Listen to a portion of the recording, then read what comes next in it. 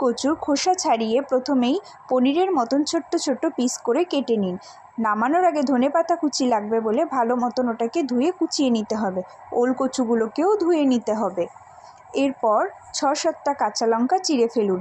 সামান্য একটু আদা কুচিয়ে নিন যাতে হাফ চামচ হয়। এরপর শুকনো কড়াইতে হাফ চামচ জিরে ভেজে নিতে হবে। এরপর এটাকে গুঁড়ো করে নেব হামালদিস্তায়। এরপর 50 ml সর্ষের তেল দিয়ে সামান্য জিরে ফোড়ন দিয়ে ধুয়ে রাখা কচুটা দিয়ে পরিমাণ মতো নুন হলুদ দিয়ে আদার সাথে জল মিশিয়ে নাড়াচাড়া করে নেব বেশ কিছু সময়।